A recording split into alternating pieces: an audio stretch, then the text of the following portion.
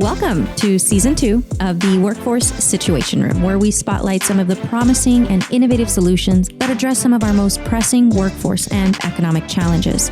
Our mission at Workforce Solutions Borderplex is to power businesses to prosperity by empowering people with tools and opportunities to reach their potential in the workforce. I'm Bianca, your host, and I stand alongside our ladies of leadership at Workforce Solutions Borderplex with Leila Melendez, our CEO, Alma Aranda, Workforce Development Director, and Karina Castillo, our Senior Research Analyst. In this room, we all believe every situation has a solution. For today's episode, here's the situation. The economy and country are recovering from the harder pandemic times, and we're seeing a trend among the businesses staying afloat. One of the components of the secret sauce is company culture. So we're here today to go over a podcast bite to talk a little bit about the culture code when it comes to how we're leveraging what's going on in the workforce, the Great Resignation. And with us today is Anthony Terlizzi and Abigail Gibbs of CareerTEAM. They're joining us after a chance meeting that we had at NOB in Washington, D.C., and they won a podcast guest spot through one of our scratch-off initiatives. But what we'd really like to talk about is, we have our CEO, Leila Melendez, here, and Anthony, and there's this conversation going on when it comes to company culture, and that's at the forefront of the solutions to the Great Resignation discussion, the worker shortages, women's participation, and all of that, all of the stuff that employers are challenged with right now. So learning to crack that culture code is the first step. Anthony, do you want to tell me a little bit of what you've witnessed and approaches to workforce culture that you've taken on in your own organization, and maybe what you've seen with other employers? Yeah, absolutely. So I'll just give you an example and really give some context of during COVID-19 and the pandemic, because that really pushed us to really start looking at our internal culture. We're located all across the country with different offices. So there's always a challenge for larger or mid to large organizations to really connect everyone. So what we did, I think it was March 20th or March 13th of 2020, everything shut down. The entire country shut down. I'm sure you're aware, right? And all of our offices were remote, so we couldn't serve anyone. So we had everyone home, kind of trying to figure it out. So we came up with something that we did, which is our CareerTEAM University. We had a daily podcast session or daily meeting. So every day, 12 p.m. for 59 consecutive business days, the entire company would come on and we'd do different topics. It might just be health, like wellness, self-care. It could be what is WIOA and do it for workforce. It might be like, how do you best serve veterans? So some of the managers and the leaders would be training on this, but then also our frontline staff that are actually doing the work and talk about their best practices. We had guests that came on. We had a House of Representative. We had a State Department of Labor come do a presentation, a TANF director. So we try to engage and really get our team going. And I think that's one of the big things that we took from the pandemic, and we've kept it alive. So that was 2 years ago, and now we have a monthly session where we do all of our staff development, and Abigail's a part of that, who's on, and she could talk to that as well. But I do want to actually kick it over to Abigail, because something that we did as a result of everything that happened and the reception we received, we came up with something called Culture Club, and we spell it with K, culture, and K club. And then Abigail, if you want to kind of dive in a little bit for everyone.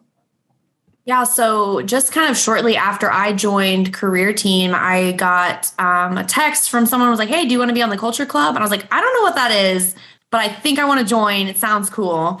And so just various members of the organization, we have executive directors, regional directors, some frontline staff, our HR, people from our technology division are involved. And we meet weekly to discuss, and all about company culture and what's going on within the organization. And we facilitated a gingerbread contest that is a tradition that's been a tradition in the company. We hadn't done it like the year before, but it's a very hotly contested thing. I found out one team stayed up till midnight working on their entry because when there's a contest involved, people get really heated. But with the gingerbread house contest, each team could put one together, and then we did a big Zoom show. We had our partners from various areas of the country as the judges.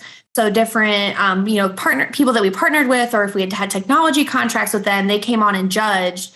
And then we did little PowerPoint presentations of each of the entries. And it really was a way to bring the whole company together, competition, but also, kind of take a little break from work and, just celebrate each other. And, it was kind of around like the holiday season. And so it was a really great way. And that's just one of the things that we do. The Culture Club now does like various initiatives to keep staff engaged across, the nation, because we are so spread apart.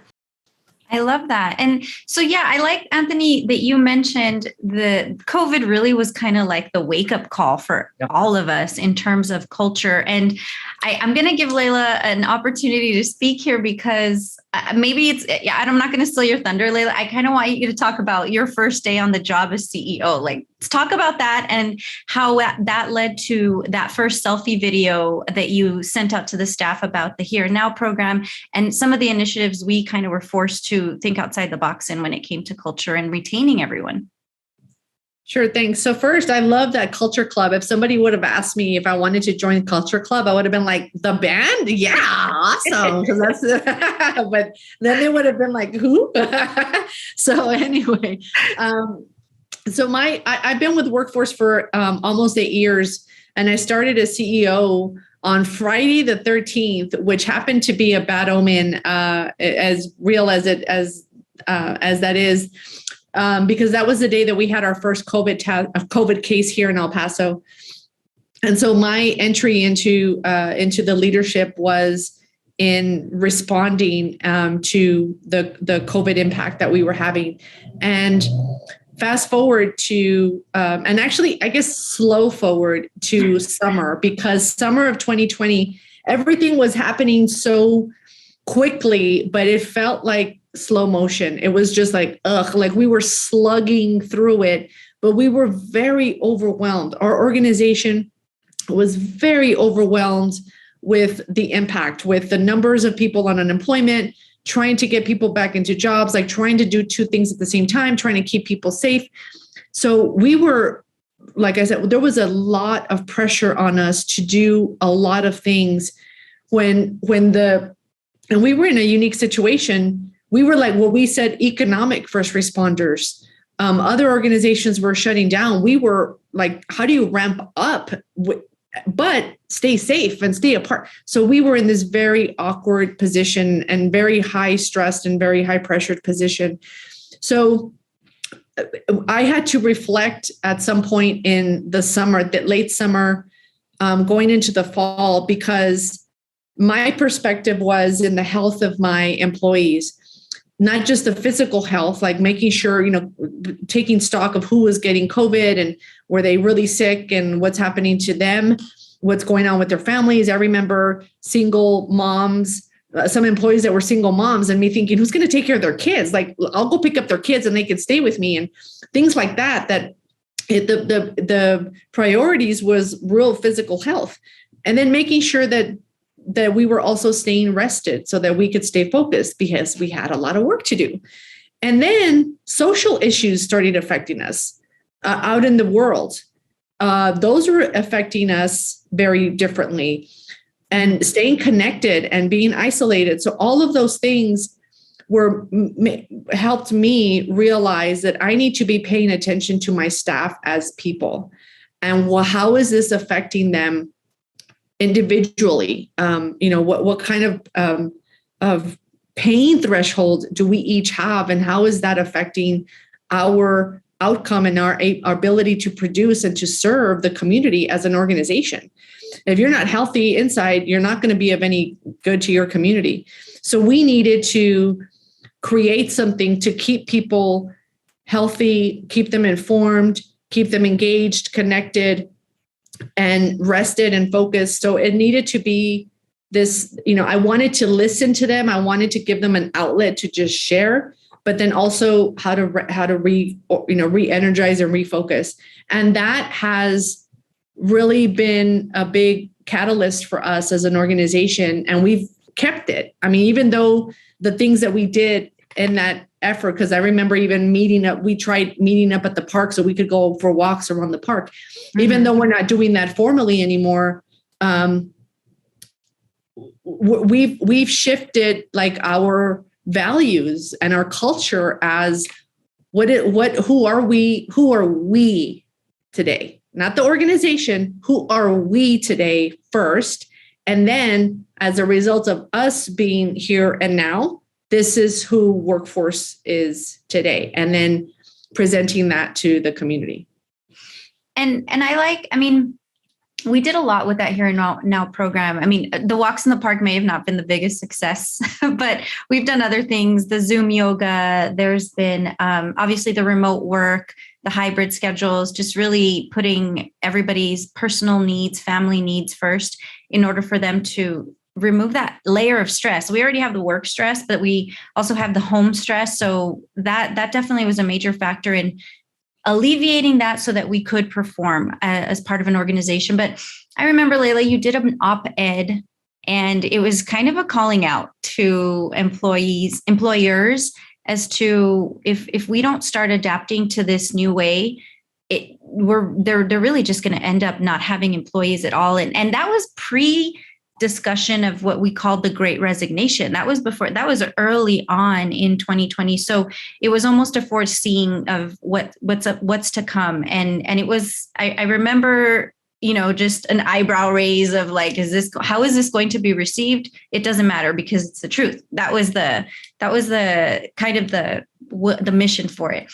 And so Anthony and Abigail, Layla called this the new bennies, which, she talked about the benefits and yes, we have healthcare. Yes, we have maternity leave, things like that, but it was going to be a whole different world. So my question to all of you is, how could we advise employers, even now they may be seeing firsthand what not having these benefits is doing, how it's negatively impacting them, but how could we advise employers, given how often we work with them and how closely we work with them in implementing some of these benefits, and what are those benefits? So I'll take a stab at some of that. Speaking to an employer that's actually hiring people as well and having the same struggles, because we serve employers by finding participants, right, to fill their openings, but we're also recruiting on our own. Some of the benefits that we're seeing that are really highly valued, obviously remote schedule, the ability to be flexible. That's a huge thing. And some employers can accommodate that, but there's workarounds on how you can be flexible with vacation and schedule and personal time. You have to think that all of the parents that had little children that couldn't go into childcare, and do people just lose their jobs? Like, what do? Are they just out of the workforce? And that's part of the Great Resignation.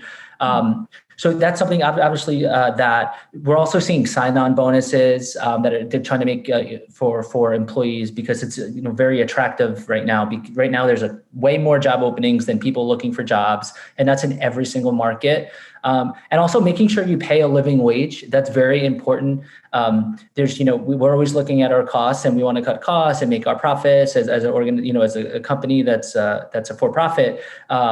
And it's like, well, if you invest in your people, you're going to get more production. You need to pay a living wage to make sure not only to just get better production, but also to turn down your retention, because this is going to be a long cycle. If you keep just paying people just above the poverty line or just above what they need, they're going to seek other opportunities because the job market is hot. So you have to make sure your head's in the right place, and you have to rethink how you're doing it, because it's not going to be sustainable. We're not going to go back. There's so many lessons that people have learned. Like me personally, I travel the country for work, and I realized I've been traveling probably 3 times more than I needed to. And I've been accomplishing way more in this environment, still traveling, but not like I was. And if you multiply that out during an organization, you can think about all the cost that can be saved and all the production and time that you can get back. So those are just some things that we're seeing from both the employer and even internally. Yeah, I think that employees want to, the sign-on bonuses and things like that are important, but I think employees are really looking for, okay, what's after that sign-on bonus? What kind of an organization are you? And that's really important for a business to be willing to answer. And even if you don't have a sign-on bonus, sell them on who you are and the purpose, because they can take the sign-on bonus and then realize that it's not a good company, or they don't treat their employees well. They're not going to stay there because you gave them a sign-on bonus. They're going to stay there because you're treating them well, or you're listening to them. So you've got to keep them once you sign them on. And that's where people are. Again, people being your staff, your employees, right? So I think that's something that businesses have to just swallow that pill, because I having had conversations before COVID with people asking me for things that I just completely dismissed because it just did not fit. Like, no, that's just not how it is, to now. And I think back of the few people that I can remember and thinking, dang, that probably felt pretty crappy on her end that I didn't provide this, or it didn't work out this way. And that's not, I think back on those situations and I'm frankly embarrassed, because I could have been a little bit more open-minded about it. So I think that there's an opportunity for businesses to show that they are open-minded and that they are with their employees in today's world. Like, you're really with it. You are with them in the moment, and then stay with them through the moment. Listen and pay attention to what's happening out there, and be sure that you're aware of those, like how things are impacting employees. I have to practice that. That's not my first instinct.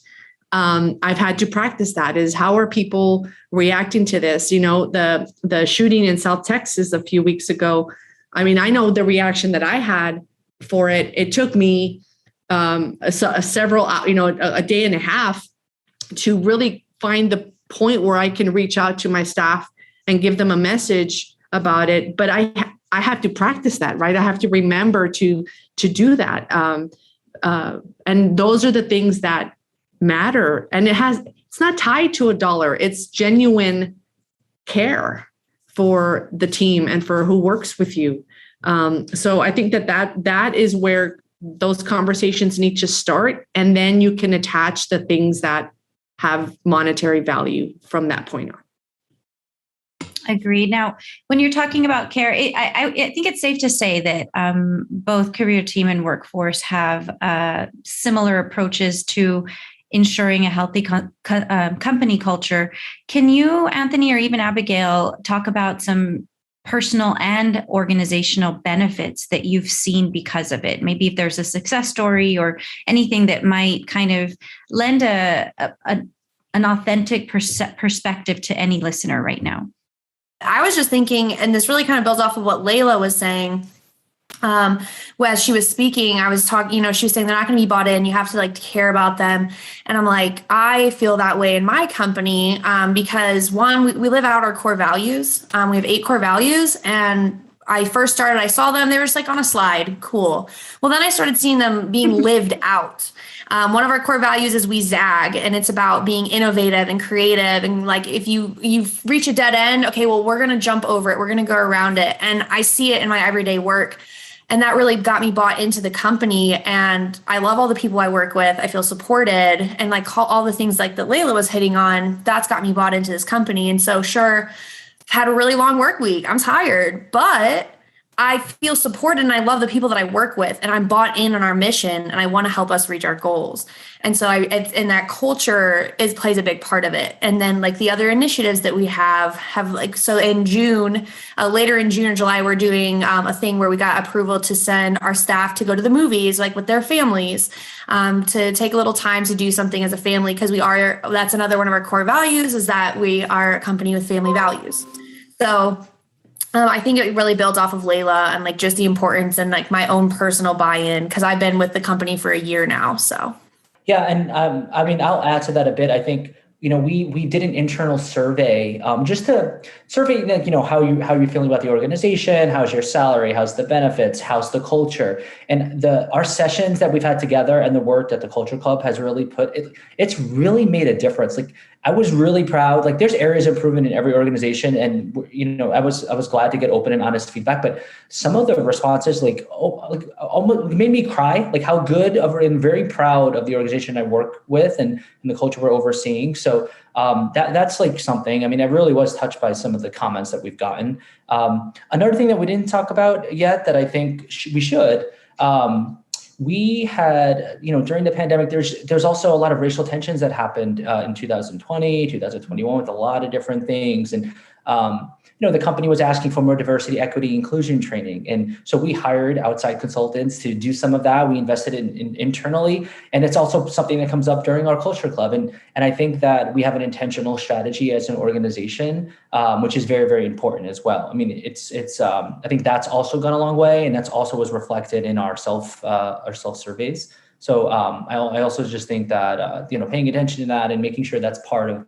the foundation of what you are as an organization is extremely important. Especially, if you want to be a quality, good organization that has job enrichment and everyone feels valued and equal. Absolutely. Caring and investment is what I'm, the theme here. Personally, I've had an expansive career and tried different things in broadcast and marketing and events. And I never in my life pictured myself in workforce or economic development ever. To be honest, my initial attraction to this job was cool, 4-day work a week. Like that was my thing because I had gone from doing festivals and concerts, working ridiculous hours to, yeah, this sounds fun. I'm a mom now. I'll take this job for a bit. I didn't, not once did I ever see this as a permanent career track. And in the 3 years, especially even just in the first year, but especially after COVID, I've evolved into the best version of myself, physically, mentally, all aspects, career-wise, well-rounded. And it has everything to do with the workplace culture. It has to do with the investments that Layla has brought forth, the actual caring, the authenticity of it, the emotional intelligence coaching, surveys, all of that stuff. And I never had, like I said, having gone from never picturing myself in this realm to now looking at the next 10 years and how we're going to take over the city, and that's all from culture and values and contributing to it.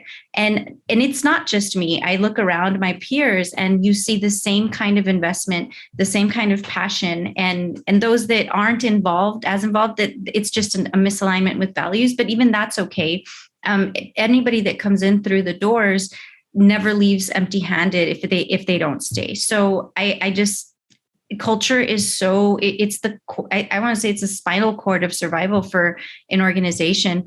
And I think I'll end it on a positive note there. I did want to talk a little bit about what happens if you don't implement a healthy culture, but I think we all know what does happen and people end up leaving and you don't have a sustainable organization. But would anybody else like to add anything before we close out the conversation? Go ahead. I'll add that I think if, I was brought up in a more traditional professional environment, the standard 8 to 5, and you don't, you leave your home stuff, your personal stuff at home, and you come to work, and vice versa.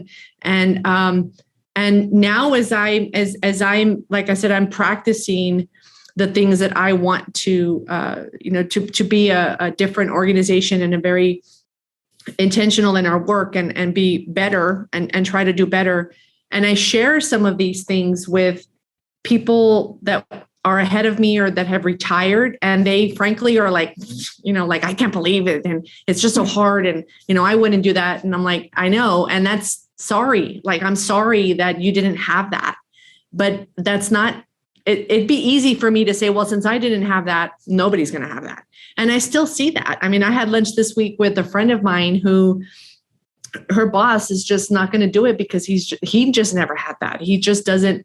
He's never had that. And I wonder if they would want it. Like, are you resisting because you're resentful that you didn't have it? Or do you just not know how to do it? Or like what, right? Why is there such resistance to this in some cases? And what they're seeing is that misalignment and And, the people that I was having lunch with, one of them said to the other, like, I've never seen you this stressed and tired, to the other person. And I'm like, you've got to set your boundaries, girl. And so I'm trying to advise and stuff. So yeah, the impact is that your employees are miserable. They're miserable. And they don't talk good about you at lunch with their friends, so they're not bought into your organization. And if your organization has customers, guess what? They're not doing the best for their customers. That is your name in the community. So it's important for leaders, business leaders, to know that their logo reflects on their employees' faces and health and well-being and attitude and all of that. And they need to know that. They just have to figure out and get to the point where they can let go of what we didn't have before and just lean into where we are today. We're eager to hear your feedback. Find us on Twitter and LinkedIn and let it out. We don't always have a choice in the situations we face, but you do have a choice in subscribing to Solutions. Join the Workforce Situation Room on your favorite podcast platform and hit subscribe, where you'll find a solution to every situation. The best way to serve the community is to get real and understand the pulse of the Borderplex. Till next month, thanks for listening.